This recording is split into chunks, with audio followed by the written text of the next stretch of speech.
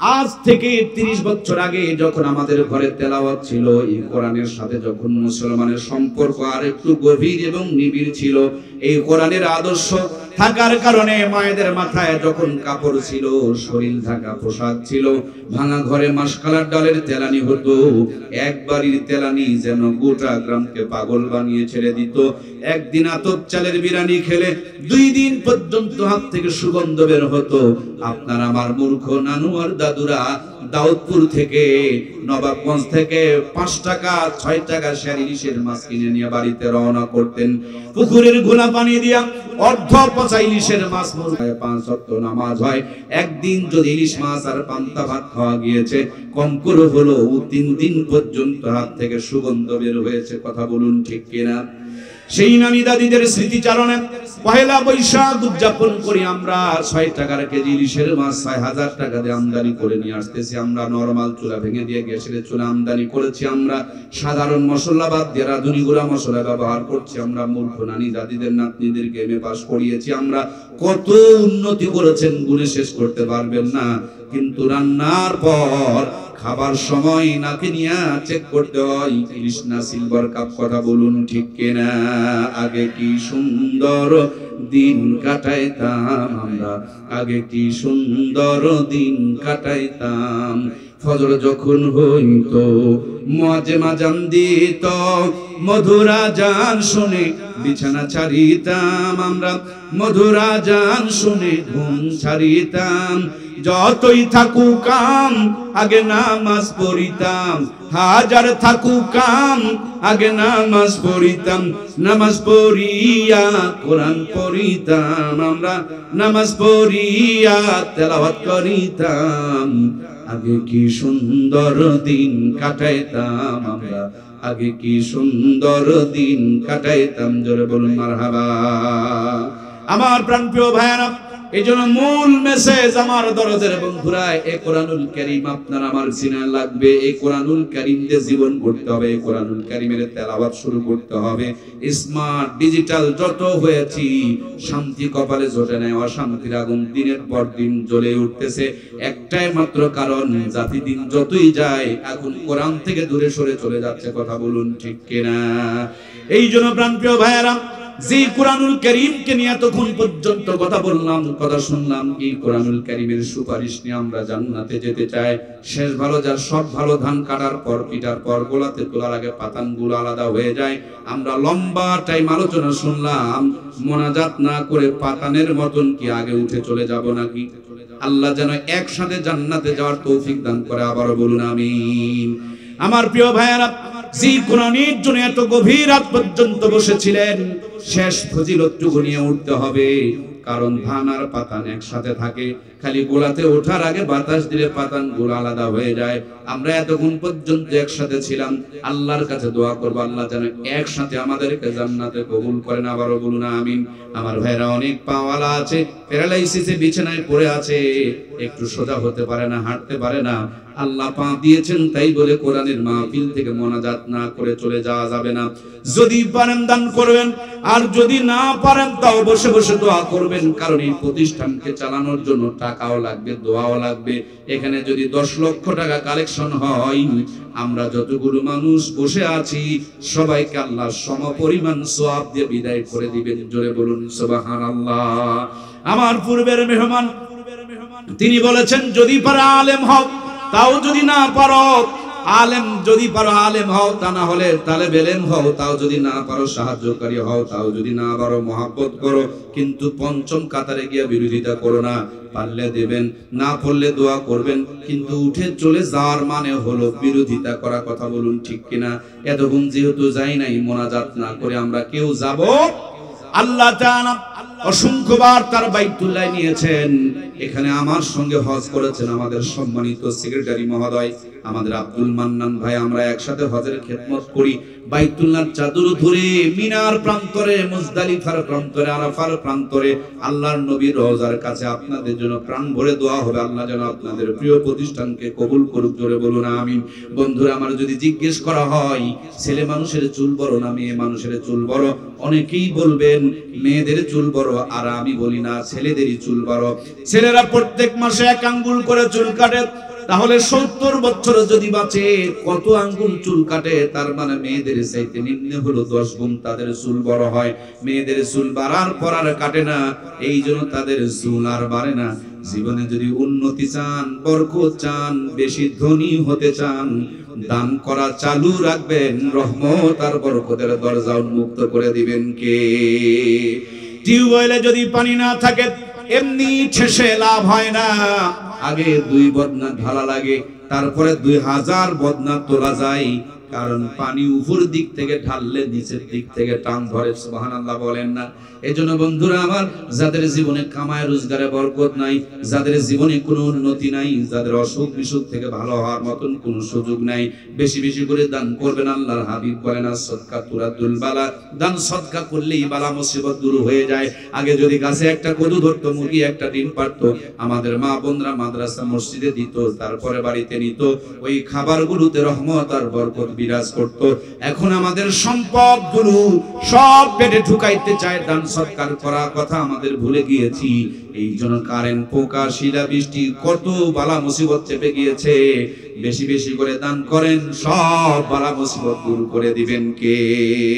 দেখুন, একই জ্বর কারো 10 টাকার নাপা বড়ি খেলে ভালো হয়ে যায়, কারো আবার 10,000 টাকা নেমে যায়। কারণটা হলো যে যত দান করবে আল্লাহ তার শরীরের ইমিউনিটি এবং সুস্থতা তত বাড়িয়ে দিবে। সুবহানাল্লাহ বলেন? সবার পকেটে টাকা আছে, কিন্তু কেউ টাকা মসজিদে দান করে, ডাক্তারের কাছে যেতে হয় না। আর কেউ ডাক্তারের কাছে খালি গুনে মসজিদে দিতে পারে। কোই জায়েগা মসজিদে और कोई जाएगा मंदिर में, जवाना मोहम्मद का দৌড়ায়েগা মদিনা মে। টাকা সবাই খরচ করে, কেউ মাদ্রাসা মসজিদে করে, এদেরকে ডাক্তারের কাছে দৌড়াইতে হয় না। আর কেউ ডাক্তারের কাছে এত ঢালা ঢালে, মাদ্রাসা মসজিদে দান করতে পারে না। এই জন্য প্রিয় ভাইয়েরা আমার, কারেন্ট ব্যবহার করলে তার একটা বিল দেওয়া লাগে। যে মালিক সুস্থ রেখেছেন তার সুস্থতার শুকরিয়া আদায় করে জীবনের একটা কাফারা দেওয়া লাগে, সম্পদ থেকে দান করা লাগে। আপনার জমিনের মালিক হলেন 3 জন। প্রথম মালিক হলেন আল্লাহ। আল্লাহর জমিন আবাদ করলে আল্লাহর হুকুম অনুযায়ী ওসর দেওয়া লাগবে। 2 নম্বরে মালিক হলো দেশের সরকার, সরকারকে ট্যাক্স দেওয়া লাগে, খাজনা দেওয়া লাগে। 3 নম্বরে মালিক হলেন আপনি। সরকারের হুকুম না মানলে জমিন খাস হয়ে যাবে, আল্লাহর হুকুম না মানলে জমিনের মালিকানা চেঞ্জ হয়ে যাবে। যে বা যারা যেমনি হৃদয়ে ধারণ করবে, কোরআনের সাথে যেমনি সম্পৃক্ত হবে, আল্লাহ কোরআনের ফজিলতে, কোরআনের সঙ্গে থাকার কারণে তাদের দুনিয়া আখিরাতকে আলোময় করে দিবে। সুবহানাল্লাহ। ভাইরা আমার, আপনারা জানেন 2024-এ দেশ স্বাধীন হয়েছে। আপনারা জানেন এখনো রক্তের দাগ শুকায় নাই, এখনো অনেক পঙ্গু ভাইরা হাসপাতালের বেডে পড়ে আছে। একদিক থেকে রক্তের দাগ শুকায় নাই, আর একদিক থেকে যেই জুলুম থেকে বের হয়ে এসেছি, ওই চেয়ারগুলোতে বসে আবারও কেউ জুলুম করার ষড়যন্ত্রে লিপ্ত হয়েছে। ঠিক কিনা? প্রিয় বন্ধুরা আমার, আপনারা জানেন শুধু বাংলার স্বাধীনতা নয়, এই স্বাধীনতা শুরু হয়েছিল আফগানিস্তান দিয়ে। এই স্বাধীনতার 2য় ধাপ শুরু হয়েছিল শ্রীলঙ্কা দিয়ে। এই স্বাধীনতার 3য় ধাপ শুরু হয়েছিল বাংলাদেশ দিয়ে। এই স্বাধীনতার 4র্থ ধাপ শুরু হয়েছে শাম, সিরিয়া। দীর্ঘ 50 বছরের জুলুমের এক অবসানের মধ্য দিয়ে। সুতরাং আগামী দিনে এই স্বাধীনতা যেন আমাদের প্রতিবেশী একটা হিংসুক দেশ, জন্ম থেকে যারা আমাদেরকে হিংসা করে, এদের পতনের মধ্য দিয়ে যেন স্বাধীনতার পূর্ণতা পায়। আল্লাহ আমাদেরকে কবুল করে নিন, বলুন আমিন। প্রাণপ্রিয় ভাইয়েরা, আমরা স্বাধীন শুধু এটাই নয়, এর আগেও স্বাধীন হয়েছি। যেমন দেখুন, এরশাদ চাচা যখন আমাদের গলা চেপে ধরেছিল, সব অধিকার কেড়ে নিয়েছিল, স্বৈরতন্ত্র প্রতিষ্ঠিত করেছিল, তখনও কিন্তু দেশের মানুষেরা জীবন দিয়ে, রক্ত দিয়ে এদেশকে স্বাধীন করেছিল। মনে আছে না নাই? তার আগে আর একবার তাকিয়ে দেখুন, আমাদের পাকিস্তানি ভাইয়েরা আমাদের উপরে জুলুম, শোষণ, নির্যাতন যখন শুরু করেছিল, দেশের জনগণ জীবন দিয়ে, রক্ত দিয়ে তাদের হাত থেকে স্বাধীন হয়েছিল। তার আগে আরো একবারের কথা আপনারা জানেন, ইস্ট ইন্ডিয়া কোম্পানি নাম দিয়া ব্রিটিশ বাহিনী গোটা ভারতবর্ষে 200 বছর পর্যন্ত রাজত্ব করেছিল। আপনার এই ভারতবর্ষের জনগণ জীবন রক্ত দিয়া দেশকে তারা স্বাধীন করেছে। স্বাধীন তো একবার নয়, স্বাধীন হয়েছে আমরা ৮০ বছরের ব্যবধানে মোটের উপরে ৪ বার বড় বড় স্বাধীন হয়েছে। ৪ বার একই জমিন ৮০ বছরের ভিতরে ৪ বার স্বাধীন হতে হয় কেন? এত স্বাধীনতা লাগে কেন? স্বাধীনতাগুলো হারিয়ে যায় কেন? স্বাধীনতাগুলো আজ আমাদের হারিয়ে যাচ্ছে, অন্ধকার থেকে বের হয়ে আসার পর আবার অন্ধকারে চলে যাচ্ছে। তার একটাই মাত্র কারণ, যে কোরআন সুন্নাহর আদর্শ নিয়ে ওই জুলুম আর অন্ধকার থেকে রক্ত দিয়ে জীবন দিয়ে আমরা স্বাধীন হই। স্বাধীনতার পর গুরুত্বপূর্ণ চেয়ারগুলোতে কোরআন সুন্নাহর আলোকিত মানুষগুলোকে বসাইতে পারি না। একজন জালেম চলে যায়, আর একজন জালেম এসে ক্ষমতায় বসে পড়ে। আমরা যেই অন্ধকারে ছিলাম তার চাইতে বড় অন্ধকারে আমাদেরকে ফেলে দেয়। কথা বলুন ঠিক কিনা? শোনো জাতি, এই স্বাধীনতাকে যদি রক্ষা করতে হয়, বাংলাদেশের রাষ্ট্রপতির চেয়ার থেকে নিয়ে মেম্বারের চেয়ার পর্যন্ত প্রত্যেকটা চেয়ারে কোরআন সুন্নাহর আদর্শের মানুষগুলোকে বসানোর দরকার আছে না নাই? যদি বসাইতে না পারেন, নিয়ে আসেন, বুকের তাজা রক্ত দিয়ে লিখে দিয়ে যাব। যেই জুলুম, যে অন্ধকার, যেই নির্মমতা, যে আয়না ঘরকে দেখেছিলেন, তার চাইতে বড় জুলুম, নির্মমতা এবং আয়না ঘর আবারও সামনে আসবে। কথা বলুন ঠিক কিনা? সুতরাং প্রিয় ভাইয়েরা আমার, আল্লাহ তাআলা আপনাকে আমাকে মুক্তি দেওয়ার জন্য, আপনার আমার জীবনকে সফল করার জন্য 2টি নিয়ামত দান করেছেন। কয়টা? 1 নম্বর নিয়ামত দিয়েছিলেন মুহাম্মদুর রাসূলুল্লাহ সাল্লাল্লাহু আলাইহি ওয়াসাল্লাম। কেমন সময় নবীজিকে আমার আল্লাহ পাঠালেন, যে সময় গোটা দুনিয়াটা অন্ধকারে ছেয়ে গিয়েছিল। মানুষেরা ন্যাংটা হয়ে আল্লাহর ঘরকে তোয়াফ করত। খানায় কাবার ভিতরে 313টা মূর্তি ঢুকায়া দিয়া মূর্তিগুলোর পূজা করত। নিজের জীবিত মেয়েকে নিজের হাতেই মরুভূমিতে তারা কবর দিত। এমন কোন অন্যায়, এমন কোন পাপ, এমন কোন অনাচার, এমন কোন খারাপ কাজ ছিল না যে মক্কার মানুষগুলো করত না। ওই জাহেল, মূর্খ, অন্ধকার, বর্বর, অসভ্য, বেয়াদব জাতিকে সভ্য, ভদ্র, সম্ভ্রান্ত বানানোর জন্য আল্লাহ তাআলা 2টি নিয়ামত দিয়েছিলেন। প্রথম যেই নিয়ামতটি দান করেছিলেন তার নাম মুহাম্মাদুর রাসূলুল্লাহ। সবাই আমার সঙ্গে বলুন সাল্লাল্লাহু। নবীজি দুনিয়াতে আগমন করলেন। আল্লাহর হাবিবের আগমনে গোটা দুনিয়া আলোকিত হয়ে গেল। ছোট্টবেলাতে ছাগল চড়াতে গেলেও পাথরের উপরে বসে বসে ধ্যান করতেন আর গবেষণা করতেন কি করে এই অন্ধকার বর্বর জাতিকে আলোকিত বানানো যায়, জাহান্নামগামী মানুষগুলোকে কেমনে জান্নাতের পথ দেখানো যায়, অশান্তি দূর করে কেমনে শান্তি আনা যায়। আল্লাহর হাবিব সাল্লাল্লাহু আলাইহি ওয়াসাল্লাম 40 বছর ধরে মেহনত করেছিলেন। নিজের হাতে একটা সংগঠন তৈরি করেছিলেন, নাম দিয়েছিলেন হিলফুল ফুজুল। 13 বছর পর্যন্ত নেতৃত্ব দিয়েছিলেন। কোনো রেজাল্ট হয় নাই, ফায়দা হয় নাই, কাঙ্ক্ষিত টার্গেট পর্যন্ত পৌঁছতে পারে নাই। হৃদয় ভর্তি ব্যথা নিয়ে জবালে নূর নামক উঁচু পাহাড়ের মাথায় চড়ে ছোট্ট একটা গুহা, ছোট্ট একটা গর্ত, সেখানে খানা পিনা, নিন, ঘুম, আরামায়েশ, বন্ধু বান্ধবের কথা ভুলে গেলেন, সংসার পরিজনের কথা ভুলে গেলেন। আল্লাহর হাবিব গবেষণায় লিপ্ত হলেন, রিসার্চ করতে শুরু করলেন, প্ল্যান করতে শুরু করলেন, পরিকল্পনা করতে শুরু করলেন, স্বপ্ন দেখতে শুরু করলেন, ধ্যান করতে শুরু করলেন কেমনে গোটা দুনিয়াতে একটা আলোর পথ চালু করা যায়।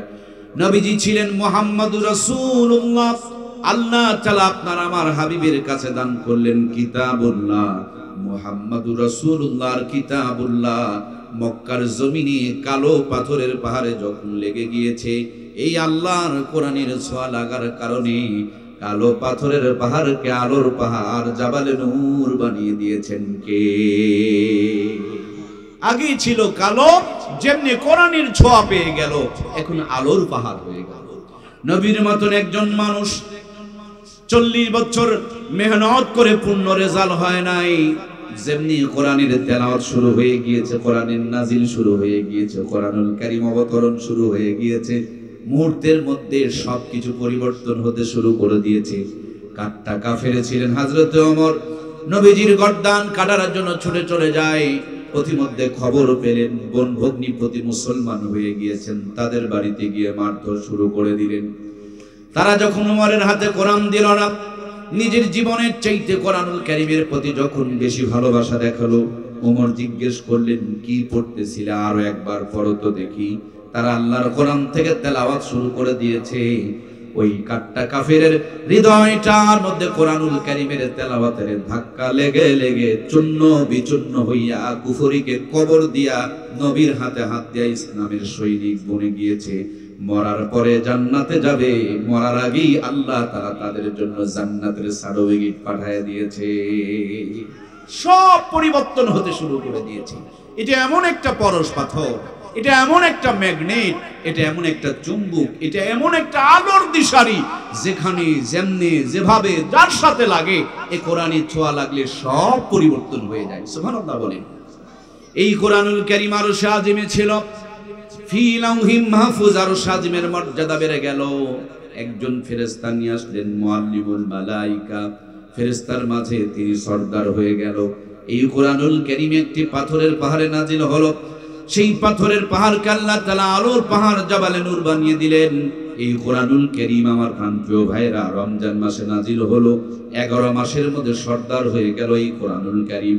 একটি মুবারক রাতে নাজিল হয়েছে, লাইলাতুল কদরি খায়রুম মিন আলফি শাহর। এক রাতের চাইতে একটা রাতের মর্যাদা 1000 মাসের চাইতে উত্তম বানিয়ে দিয়েছেন কে?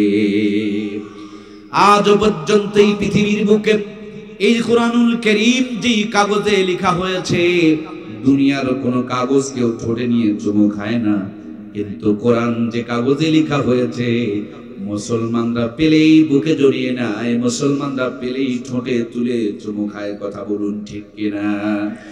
দুনিয়ার কোনো প্লাস্টিক কেউ কোনোদিন চুমু খায় না, কিন্তু যেই প্লাস্টিক দিয়ে কোরআনুল কারীমের কভার বানানো হয়েছে, কোরআনের সঙ্গে থাকার কারণে ওই কভারকেও বুকে জড়ায়, ঠোঁট নিয়ে চুমু খায়।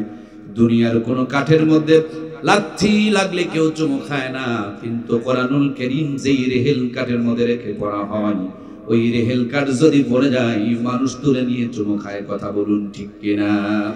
সুতরাং প্রাণপ্রিয় ভাইয়েরা আমার, আপনার সন্তানের জীবনকে যদি উন্নত করতে চান, আপনার ছেলে আর মেয়ের জীবনকে যদি দামি বানাতে চান, আপনার ঘর, আপনার সমাজ, আপনার সংসার, আপনার রাষ্ট্রকে যদি উন্নত করতে চান, এই উন্নত করা আর চাবিকাঠি কোরআনুল কারীম প্রত্যেকটা জায়গায় সেটা দেওয়ার দরকার আছে না?